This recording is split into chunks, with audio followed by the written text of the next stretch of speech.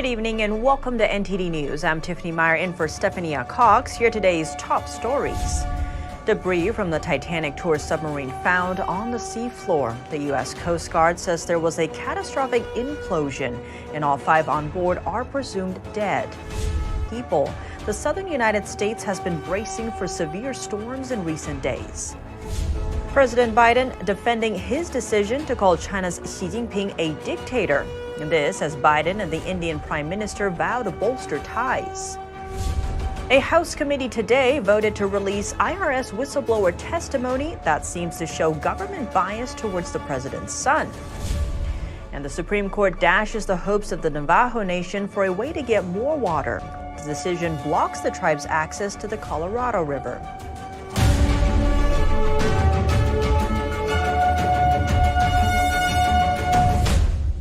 A major breakthrough in the search for the missing Titanic tourist submarine. The U.S. Coast Guard found a debris field of the vessel earlier today. Tragically, all crew on board are presumed dead. The U.S. Coast Guard announced Thursday they found a debris field near the wreckage of the Titanic. Experts determined that the debris is consistent with the Titan submersible that went missing on Sunday. This morning, an ROV, or remote-operated vehicle, from the vessel Horizon Arctic discovered the tail cone of the Titan submersible approximately 1,600 feet from the bow of the Titanic on the seafloor. The Coast Guard says they believe the vessel experienced a catastrophic implosion, and they are still working out the exact timeline of what happened to it. Officials noted their listening devices didn't detect any explosive event in the water throughout the search. The noises they did detect were unrelated. But there doesn't appear to be any connection between the noises and the location on the seafloor. Again, this was a catastrophic implosion of the vessel, which would have generated a significant broadband sound down there that the sonar buoys would have picked up. The Coast Guard notified the families of the 5 passengers on board and offered their condolences.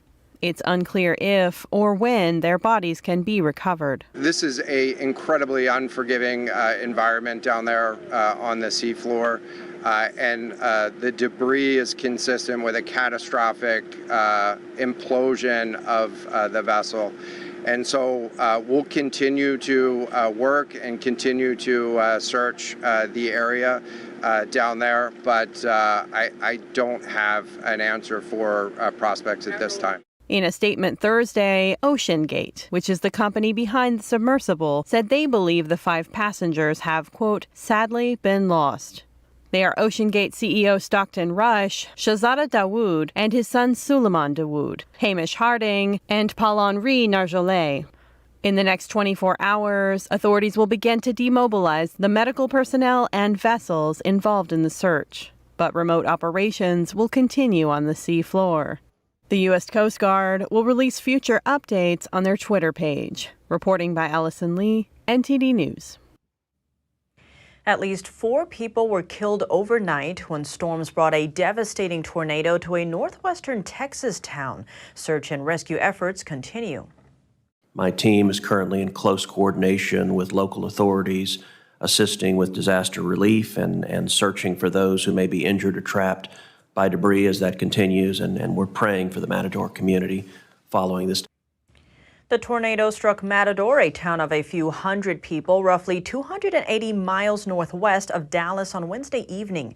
At least 4 people were killed, 10 others were injured, and dozens of buildings were devastated.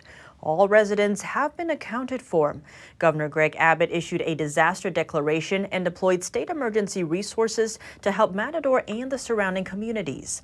The twister came as powerful storms pummeled parts of the western and central U.S. People in Texas and Oklahoma are also battling extreme temperatures this week, above 100 degrees in some areas. This is while some 500,000 homes and businesses are without power following devastating storms.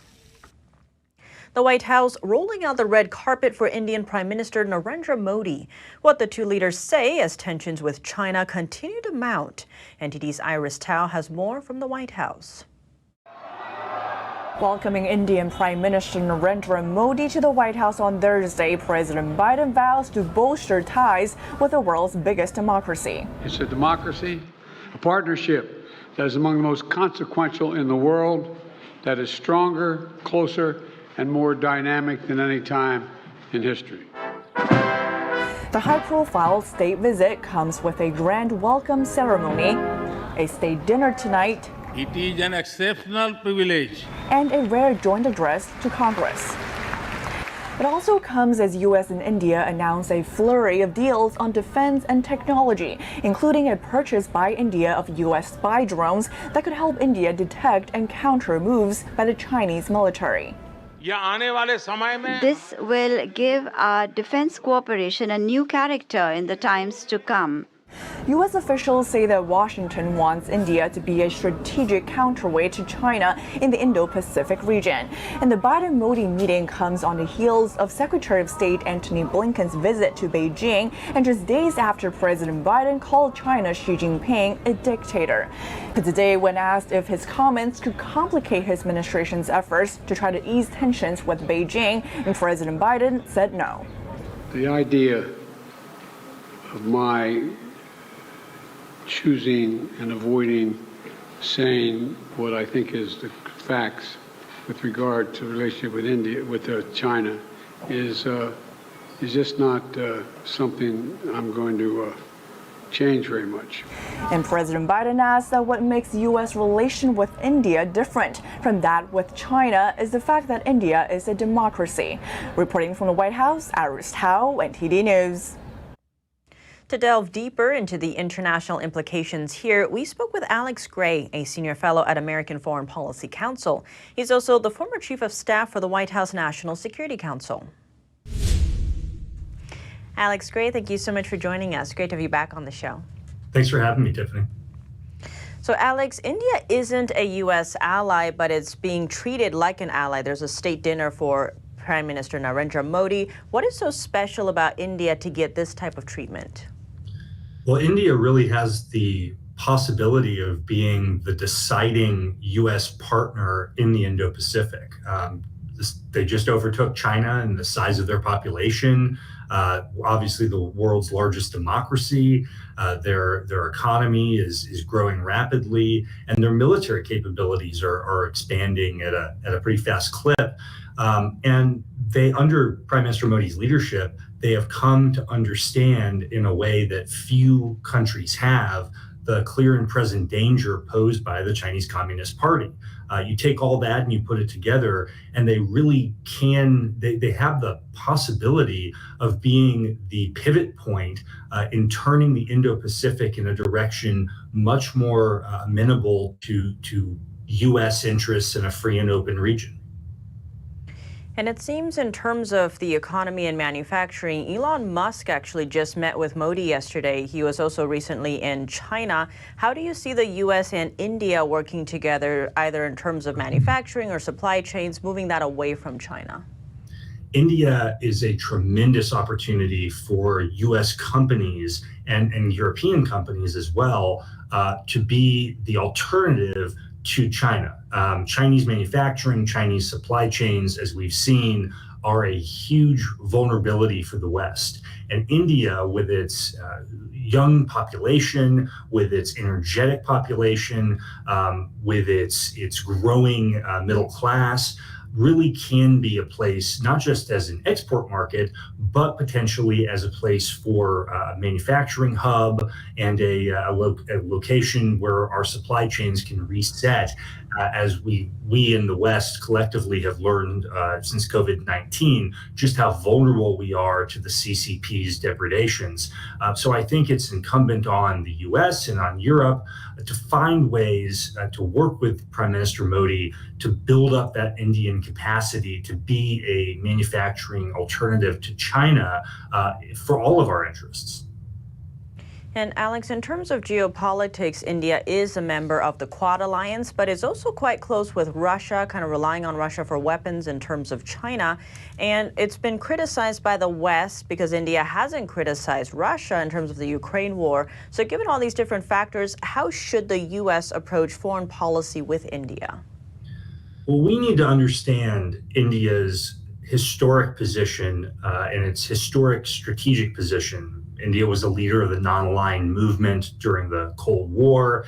India comes to the U.S. Allied bloc, to our Quad Alliance, from a very unique perspective. And I think, strategically, we need to be very patient with India as they attempt to become more comfortable working closely with the United States and with Australia, Japan, and our other partners. I mean, Tiffany, we have to remember, India has only in the last several years realized at the highest levels and in a really visceral sense just what a threat the CCP poses to India. And this, as you know, this was really highlighted by the horrible attack on the border in 2020 when 20 Indian soldiers were brutally murdered by the Chinese. And this has really started a strategic revolution in Delhi. And look, it's not going to happen overnight. We're not going to change 70 years of Indian strategic policy in a couple of years. It's going to take persistence and patient statecraft. And I hope sincerely that we don't, in our exuberance to get India closer to the United States, we don't do and say things that are counterproductive, whether it's about Russia, whether it's about some of the traditional reliance that India has had on Russia for its arms and for its military equipment. I think we need to take the position that this is a long-term strategic realignment, and we need to be focused and we need to be patient as India adapts to its new circumstances. Alex Gray, thank you so much for your time. Thanks so much, Tiffany. Despite a lack of support from House GOP leadership, Colorado Congressman Lauren Boebert pushed a resolution to impeach President Biden. Republicans then voted to send the articles of impeachment to the Homeland Security Committee for future consideration. NTD's Melina Weiskup has more from Capitol Hill. So this House vote ultimately turned into one that gave hesitant Republicans a way out of a tough vote. It was originally launched by Congressman Lauren Boebert as a privileged motion, which would have forced the House to directly vote on whether or not to impeach President Biden. However, leadership was unhappy with this, saying that it would undermine current investigations into the Biden family's business dealings and Biden's border policies. Here's what House Speaker Kevin McCarthy had to say before convincing Lauren Boebert to make this a less consequential vote. It would discredit if the American public sits back and looks at you just move something onto the floor as serious as impeachment for 2 days, never going through a committee, never showing to the American public the case. He later convinced Boebert to turn her resolution into a rule, which simply sends this articles of impeachment to the Homeland Security Committee for further consideration on whether or not Biden's border policies warrant impeachment. Some Democrats accuse Republicans of trying to deflect from Trump's legal issues. That while you want to distract and deflect from all of Donald Trump's legal problems, and they continue to mount, I think there'll be probably more charges we expect in the coming weeks, in the coming months. And for her part, Congresswoman Boebert argued on the House floor that President Biden has essentially eroded the separation of powers with his current border policies. Take a look. By nullifying our immigration and border security laws through a systematic lack of enforcement, President Biden has not only threatened the lives of countless Americans with its fentanyl crisis and increased crime. Later, we heard from Congresswoman Marjorie Taylor Greene, who has been pushing articles of impeachment of her own. She tells me that this initiative was actually started and initiated by her. I introduced articles impeaching Joe Biden on the border issue first, and then asked her to co-sponsor them. And then she copied my articles and wrote her own, and then introduced them and did a privilege resolution. Now, Greene says she plans to file these articles of impeachment as privilege motions so that she can push these impeachment proceedings as she sees fit. Reporting from Capitol Hill, Melina Weiskup, NTD News. In a party line vote this morning, the House Ways and Means Committee voted to release transcripts of IRS whistleblower testimony. The testimony alleges that the government gave the president's son, Hunter Biden, preferential treatment. NTD's legal correspondent Arlene Richards explains the details. Following a closed-door hearing this morning, members of the House Ways and Means Committee entered a party line 25-18 vote to release transcripts of IRS whistleblower testimony. Every Democrat on the committee voted against the release. In a press conference after the vote, Chairman Jason Smith said this. I can now confirm that we have credible whistleblower testimony alleging misconduct and government abuse that is resulting in preferential treatment for the president's son, Hunter Biden. On Monday, the DOJ announced that Hunter Biden had agreed to plead guilty to 2 federal tax offenses and that he would be placed on probation. Republican lawmakers said it was a slap on the wrist. Smith said there were 3 areas of focus in interviews with whistleblowers. Number 1, the federal government is not treating taxpayers equally when enforcing tax laws. Number 2, whistleblowers claim the Biden Department of Justice is intervening and overstepping when it comes to the investigation of the president's son.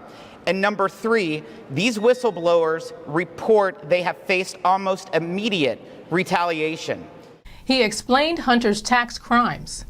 These tax crimes cover an estimated $2.2 million in unreported tax on global income streams to Mr. Biden and his associates from Ukraine, Romania, and China, totaling $17.3 million from 2014 to 2019.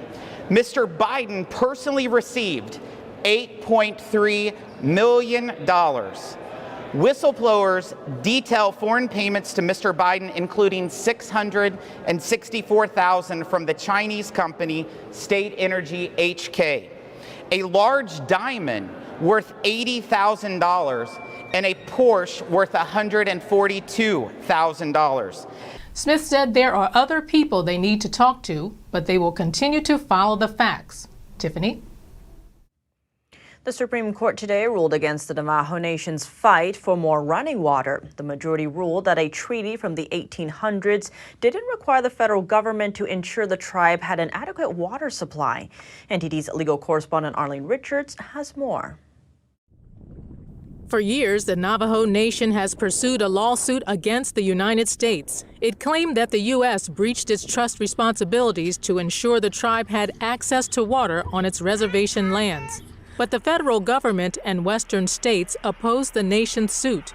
At oral arguments in March, the U.S. argued that an 1868 treaty did give the tribe rights to more than just land. It included timber, minerals below the surface, and a right to water for the reservation. But the 1868 treaty didn't impose on the United States a duty to construct pipelines, pumps, or wells to deliver water. Those affirmative duties aren't part of the treaty. Justice Sonia Sotomayor questioned the merits of the treaty. That's quite an odd agreement the tribe entered into, isn't it? They agreed to go back to a piece of their homeland and gave the United States control over the vast majority of it. They agreed to sit to a land that would permit them to return to agriculture. Similarly, the tribe's attorney argued, in the 1868 treaty, the United States promised the Navajos a permanent homeland. Both parties understood that in promising the Navajos their land, the United States was also promising them the water it needed to sustain life in the arid Southwest. But the Supreme Court on Thursday agreed with the U.S. In a 5-4 majority decision, the court ruled that although the 1868 treaty reserved necessary water for the nation to accomplish its purposes, it did not require the U.S. to take affirmative steps to secure water for the tribe. Justice Neil Gorsuch said in a dissenting opinion that the majority misread the Navajos' request. He said that the tribe was not arguing that the U.S. has to pay for infrastructure to access the water. They were only asking the government to formulate a plan to identify the water rights it holds for the tribe. Arlene Richards, NTD News.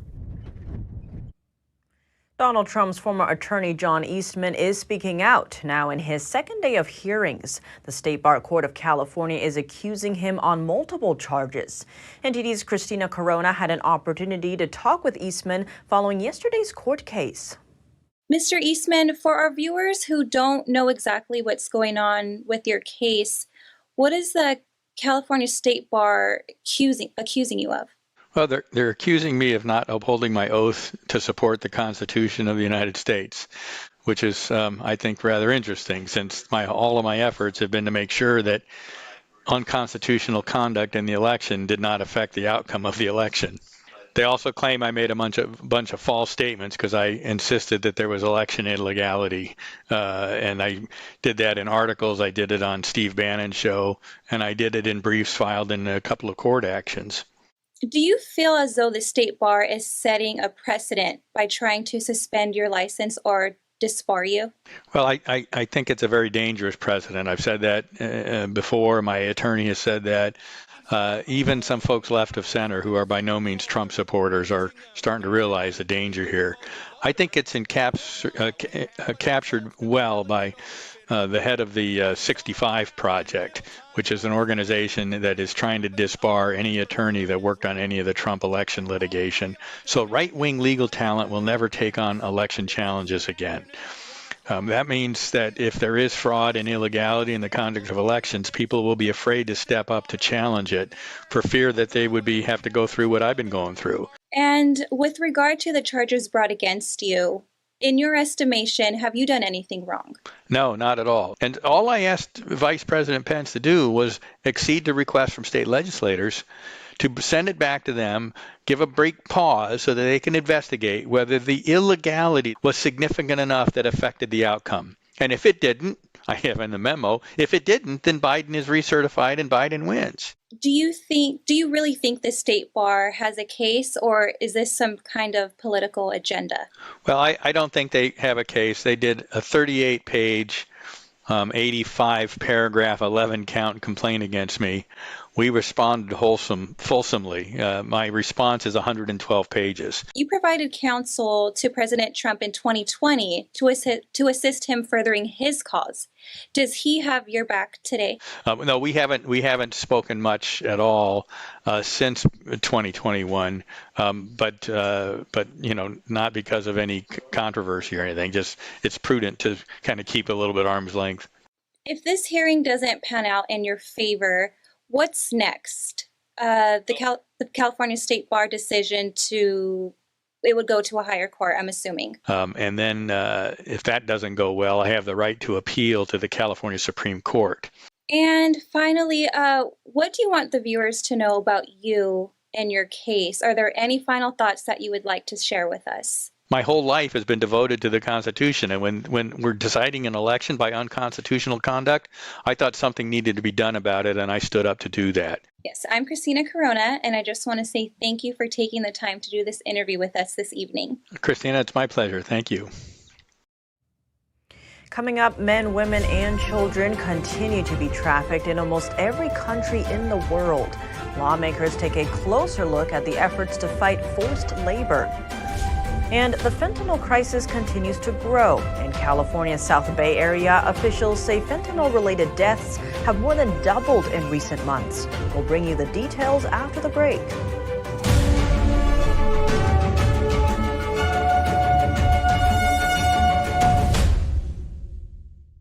Anyone who's ever sold a home will tell you it's really hard. And it's one of the biggest financial decisions you'll ever make. That's why who you work with matters. Together with HomeLight, we take care of every detail. Did you know ESG is impacting every part of your life? From rising gas prices to global food shortages to out-of-control inflation, even losing your freedom of speech and being censored on the internet. It's all being driven by ESG ideology. Who's in control? What can you do about it? Find out in The Shadow State, the first documentary exposing ESG. The ESG movement of governments and corporations operates in the shadows. Only the light of truth can expose it. Watch The Shadow State documentary, streaming now.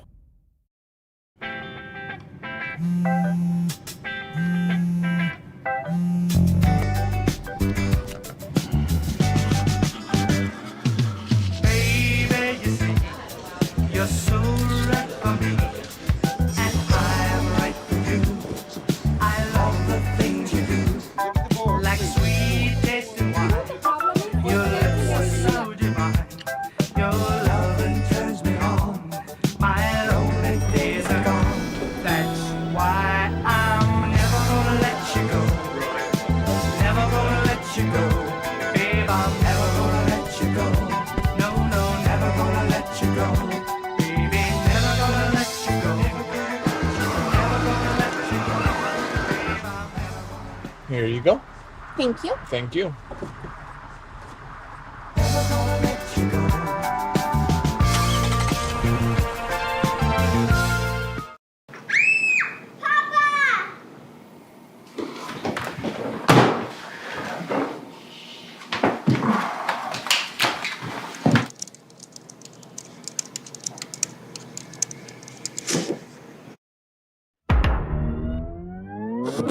Tired of scrolling Netflix? Trying to find something that's worth watching? Want to skip the censorship in mainstream media? Well, now you can with Epic TV. New exclusive content every day with over 100 never-before-seen movies, films, and documentaries.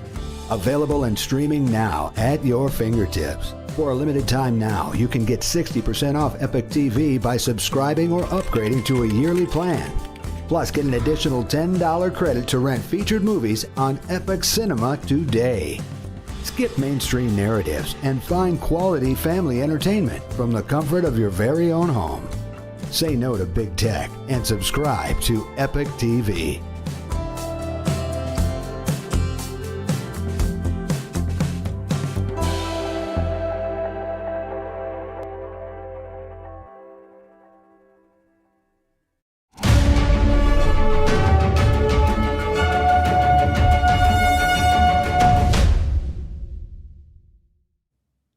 Welcome back. We now turn our attention to human trafficking. Men, women, and children continue to be trafficked in almost every country around the world.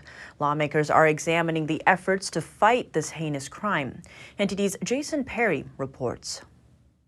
They are posting job opportunities on Facebook and other social media places that appear to be legitimate. Cindy Dyer is the ambassador at large to monitor and combat human trafficking.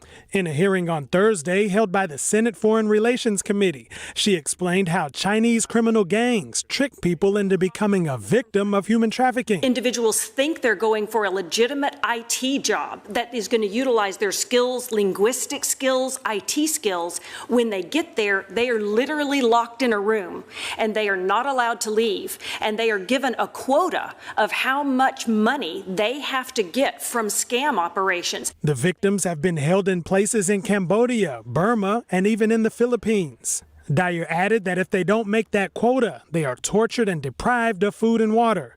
She also brought up the Department of State's recently released report on human trafficking, and specifically the Chinese Communist Party's forced labor of Uyghurs and other ethnic and religious minorities. We are aggressively working on implementing, thanks to Congress, the Uyghur Forced Labor Prevention Act. We are adding entities to this list so that we can make sure that Americans are not unwittingly using goods and products that were made by individuals held in slavery in the Xinjiang Autonomous Region.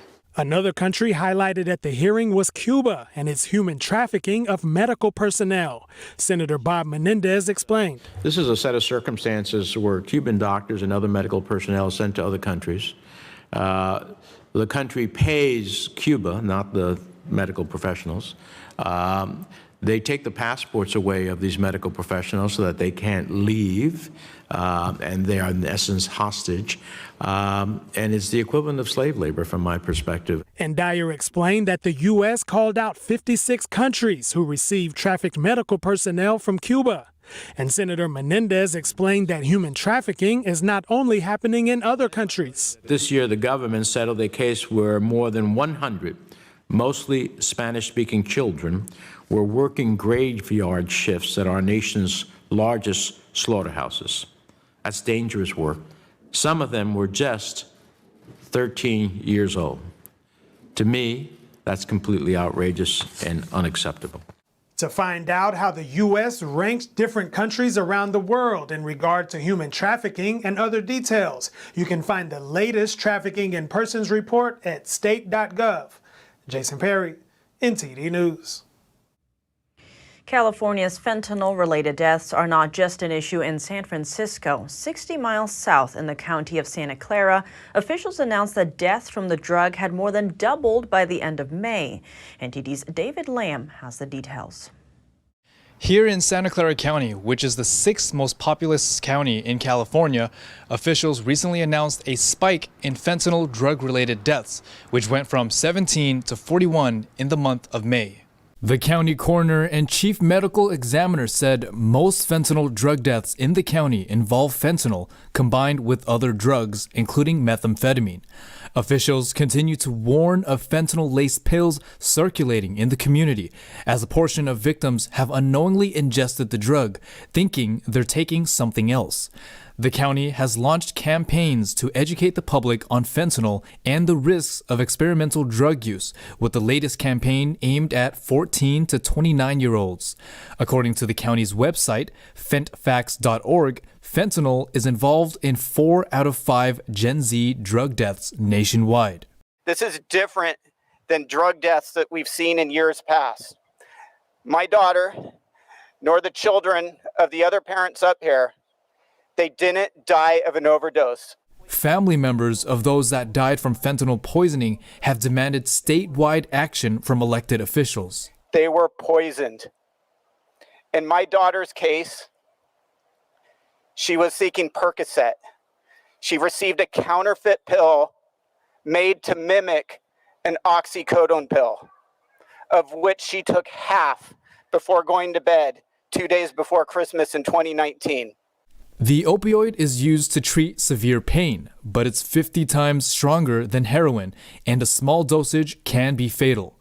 California lawmakers have been divided on how to decrease drug deaths, such as whether to focus on increasing punishment for drug dealers or put efforts into prevention services.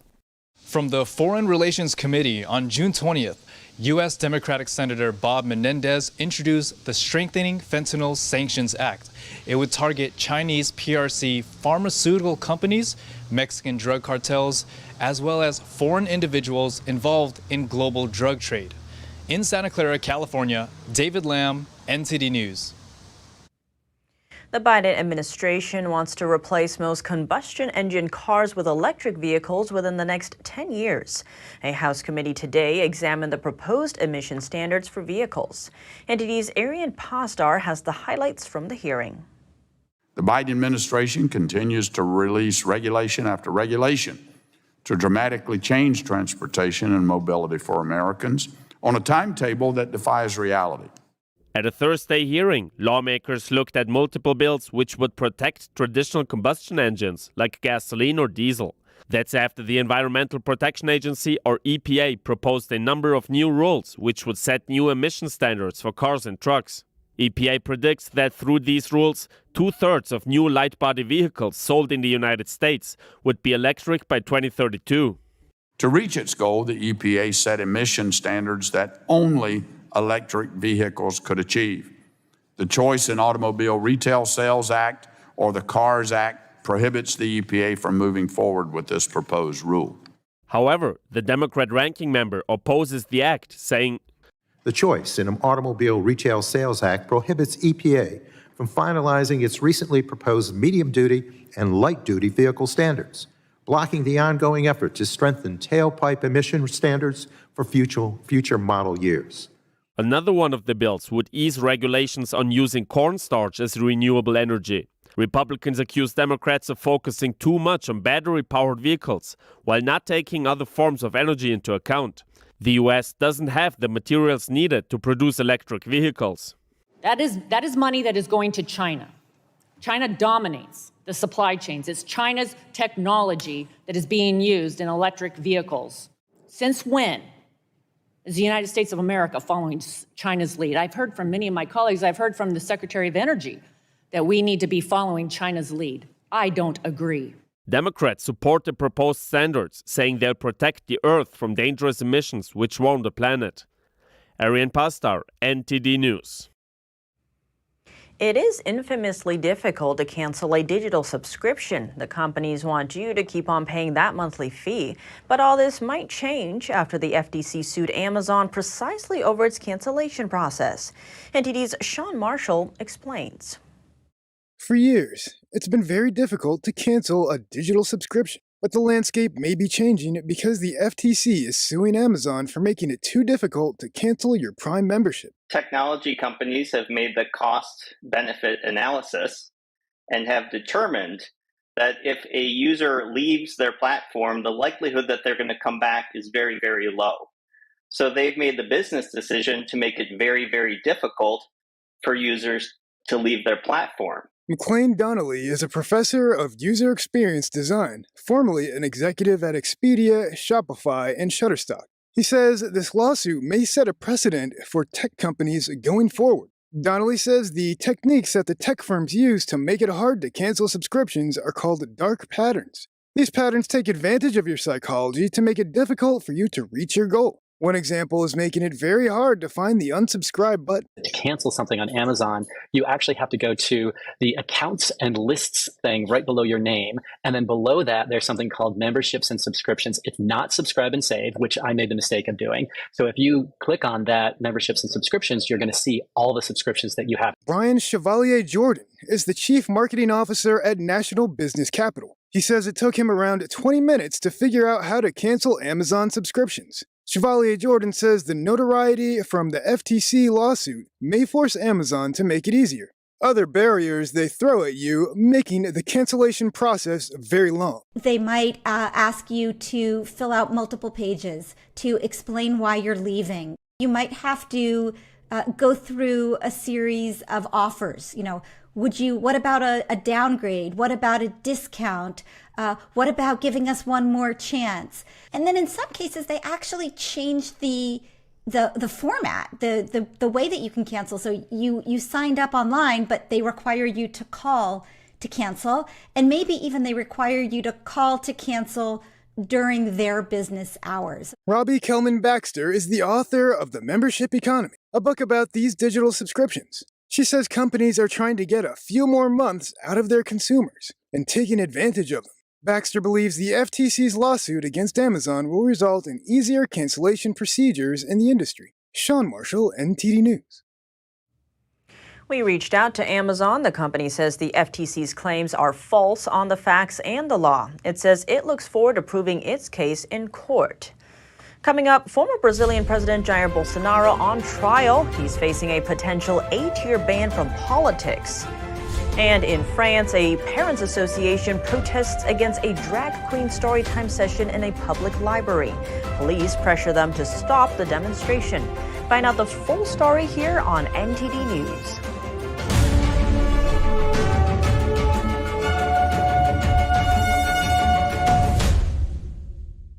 I can remember being back in medical school where it was almost a depressing conception of the brain. We're born with so many neurons that peak like around 20, and then it's just a downhill decline from there. But today, we are going to debunk this old way of thinking and use a new technology called the functional MRI PET scanner to show that the brain can be rewired to function much better. Caused an almost immediate change, and by better, I mean improved focus, longer attention span, better mood, decreased risk of developing dementia, and an overall better life.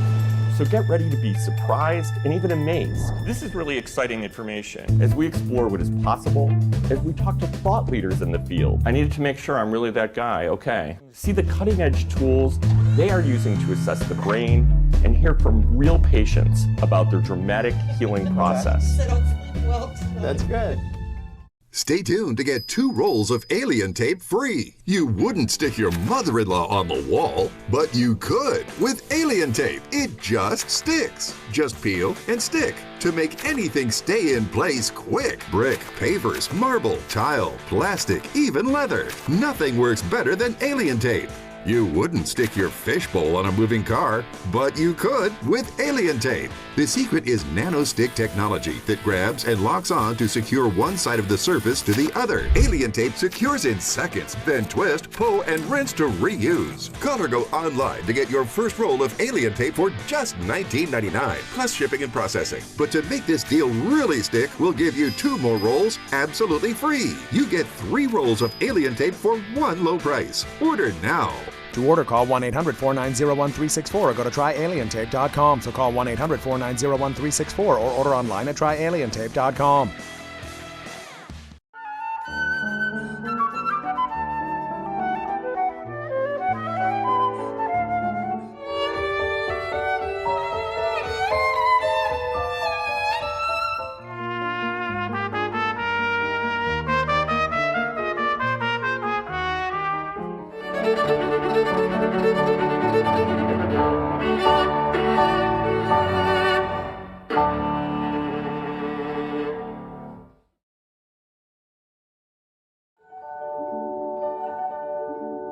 There's always a searching process for beauty.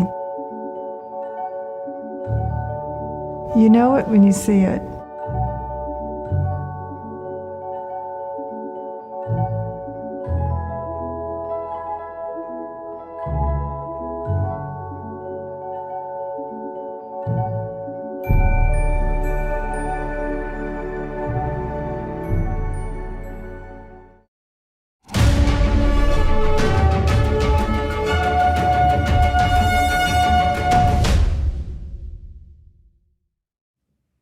Welcome back. China state media reported that at least 31 people were killed in a gas explosion at a barbecue eatery last night in the northwestern part of the country.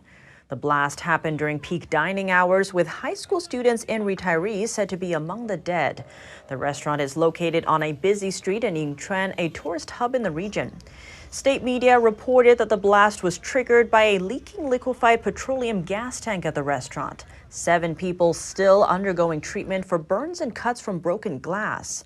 Accidents due to gas and chemical blasts are not uncommon in China, despite years of efforts to improve safety. In 2021, a gas explosion at a barbecue restaurant in the northeastern part of the country killed 4 and wounded nearly 50. The latest explosion prompted the authorities to order a safety overhaul across China. Next, an uncertain future. Brazil's former president, Jair Bolsonaro, is facing a potential 8-year ban from politics. He's accused of abusing his power when he questioned the nation's electoral system. NTD's Sam Wong brings us the latest. In Brazil, a trial kicks off today in the capital of Brasilia, and the future of the former Brazilian president is now lying in the hands of the country's federal electoral court. Today, as you know, my trial starts. Actually, my political trial, and the lowest intention on the part of some. I'm not here attacking the electoral count, but the bases of the trial are something unbelievable. Bolsonaro summoned a group of foreign ambassadors last July, and he questioned the reliability of Brazil's voting machines in front of them. The meeting was aired on live television, as well as other media platforms such as YouTube, Facebook, and Instagram. The trial will look into whether the act was an abuse of power. If convicted, Bolsonaro will be barred from making any political comeback for the next 8 years. The outcome will be determined by a majority vote from the court's 7 judges. Opponents said that the purpose of the meeting was to fuel skepticism over an election he had lost. The former president denied the accusation, saying that the intention wasn't for electoral purposes. He added that a president has every right to cast doubt on the nation's electoral system. Bolsonaro's lawyers said that the case was, quote, riddled with ideological falsehood. Last year, the former president lost the election to his liberal rival Lula by a narrow margin of 1.6%. To discuss what lies ahead for Bolsonaro, I sat down with Marcos Shotges, the editor-in-chief for the Epic Times Brazil. His supporters are not as supportive as they once were, and he is not as outspoken as he once was. So I think what lies ahead for him is perhaps going a little bit out of the current trends in politics in Brazil. Shotges compared Bolsonaro's base with supporters of President Trump. So there are similarities, and I think the main one is the accusations of the possible weaponization of the justice system. That's something Bolsonaro supporters have been talking about. Aside from this case, Bolsonaro is currently under several other investigations, and some, if he's found guilty, could put him behind bars. Bolsonaro has faced criticism since the January 8th protests in Brasilia, where his supporters stormed the nation's Congress due to their distrust of Brazil's voting machines. In the face of a polarized electorate, the former president remains steadfast in his claim, insisting that the election was rigged. Sam Wang, NTD News. American reporter Evan Gershkovich lost his latest appeal at a Russian court today against his pretrial detention on charges of espionage. Gershkovich works for the Wall Street Journal and was arrested in late March while on a reporting trip. Russia's security service said he was trying to obtain military secrets. Both Gershkovich and the Journal deny the charge. A Moscow court ruled last month to keep him in custody until the end of August. Today's court proceedings took place behind closed doors. U.S. Ambassador Lynn Tracy, who was not allowed inside the hearing, told reporters outside that she was extremely disappointed by the decision. Gershkovich is being held at a prison in Moscow, which is notorious for its harsh conditions. Turning to France, drag queen story hours are causing a stir in public libraries. A protest organizer says the police and the mayor asked them to stop the demonstration despite public support. NTD's France correspondent David Vives talked with him. LGBT associations organized several story hours in France's southwestern city of Bordeaux this June. The associations invited drag queens to read stories to children in 3 public libraries. Outside the libraries, members of a parents' association and the Nationalist Party Reconquête protested. The LGBT associations are funded by the city and have been invited to lead Pride Month initiatives. So what we are talking about are associations that have received well over 60,000 euros in 2 years from City Hall.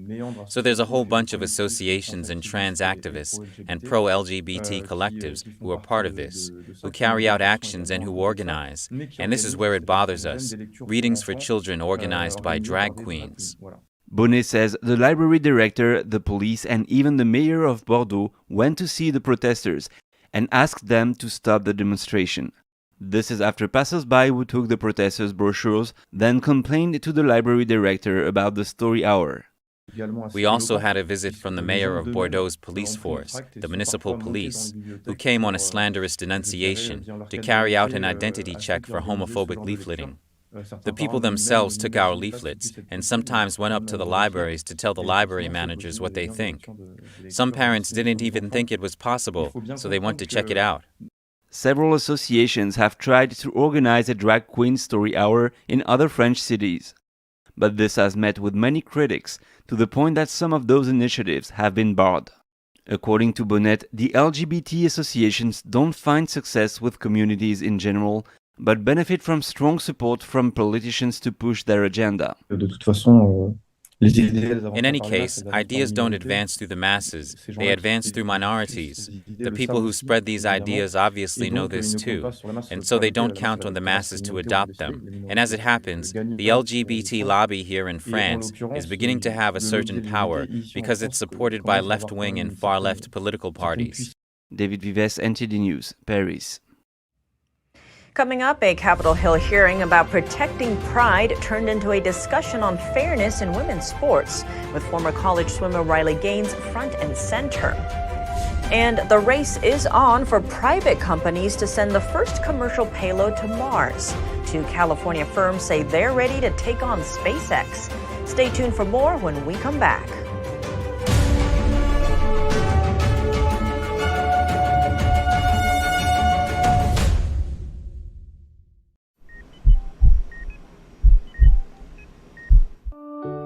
Pretty normal mom life. Everything was pretty good, and it was a very happy life. And we just had a new baby. And then all of a sudden, within a day or two, she's on life support and fighting for her life. And I knew something was pretty wrong. A little less than a week after I came home, I couldn't breathe. That's when we decided to go to the hospital. I was given the diagnosis that I had peripartum cardiomyopathy, which is basically a pregnancy-induced heart failure. They told me my only chance was a heart transplant. And the American Heart Association helped make that possible. Their research helped save me. This could not happen without monthly donations from friends like you. Your sustained support helps fund life-saving research that leads to medical breakthroughs, like those that gave Jen a second chance at life.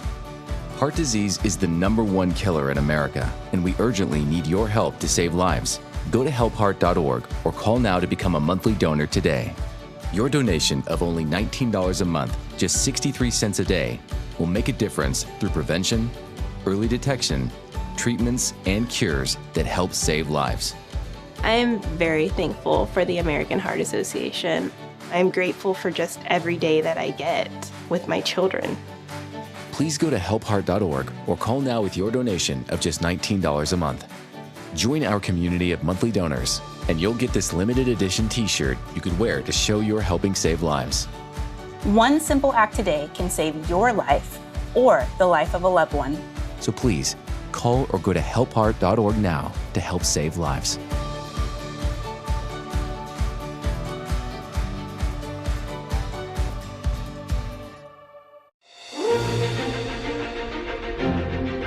NTD's Capitol Report. It's about getting answers, cutting through the fog of politics. It's about your questions and our chances to ask. What is the net impact of the American Congressman Graves? Thank you for joining us.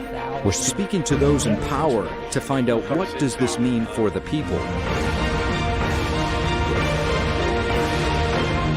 We're here so you're in the know. I don't think that many kids in my son's school even do it. He makes fun of his friend who vapes. He would never try it.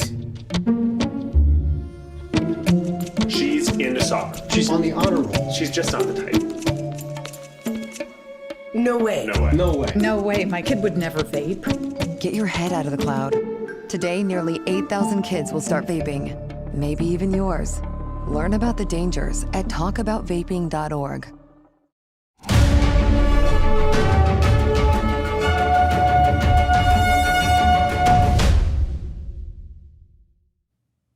Welcome back, and now for your sports news, we have NTD's Dave Martin joining us live. Dave, former NCAA champion swimmer Riley Gaines testified on Capitol Hill yesterday as part of the Senate's hearing on LGBTQ rights. What can you tell us about her testimony?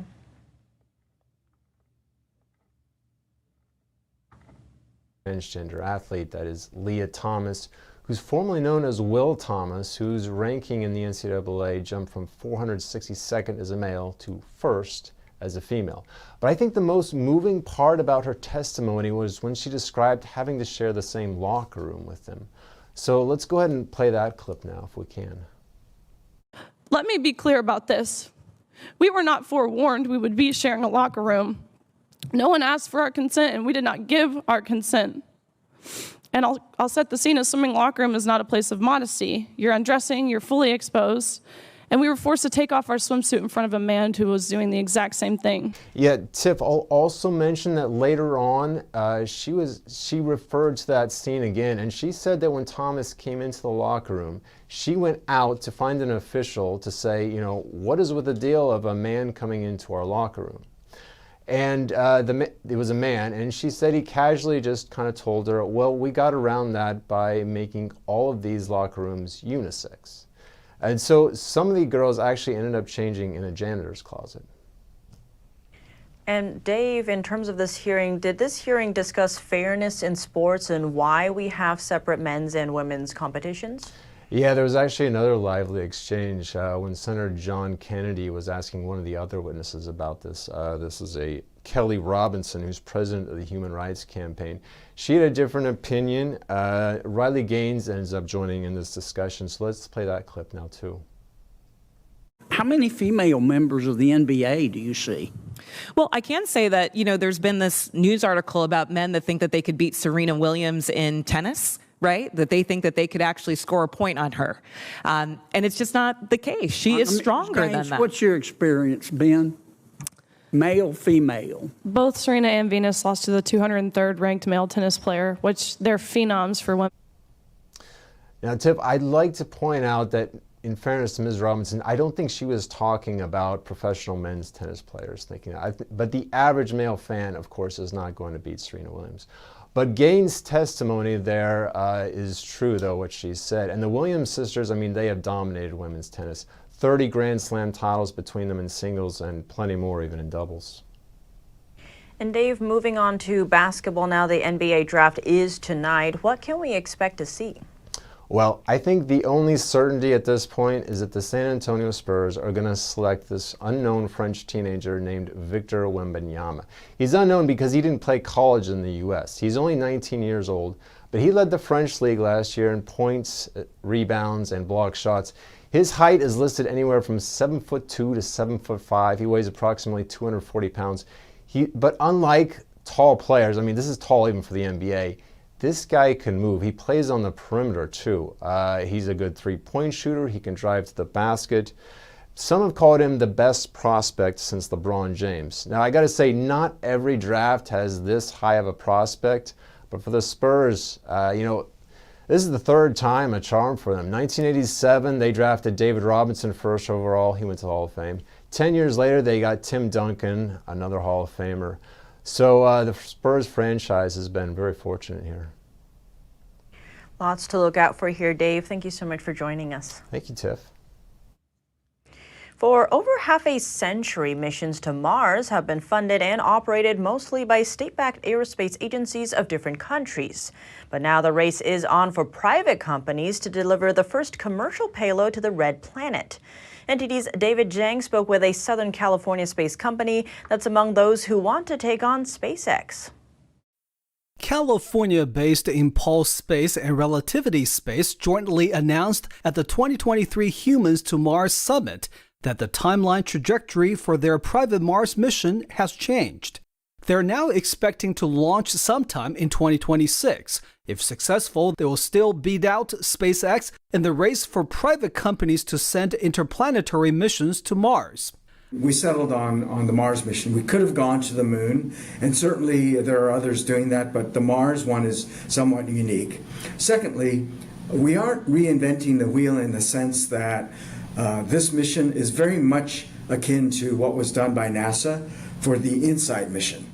According to Impulse Space website, the plan is for the company's capsule and Mars lander to be carried by Relativity Space 3D printed Terran R rocket.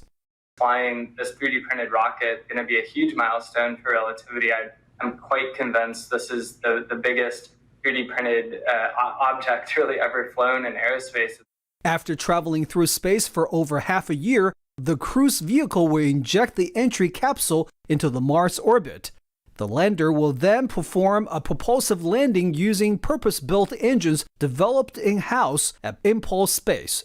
This would complete the first commercial payload delivery to the surface of Mars. Both companies emphasize that the mission is just to deliver commercial payloads, not humans. As to the burning question on everybody's mind, when we'll be able to put humans on Mars? There's a fair amount of infrastructure and study that needs to be done before humans go to Mars. And we are going to enable that, but that says we're going to be doing several missions in every window, 26, 28, 31 roughly. So it may take beyond that to get humans to Mars. In the commercial competition going to Mars, SpaceX, Boeing, Blue Origin, and Virgin Galactic have all stated or expressed interest in leading expeditions to the fourth planet in our solar system.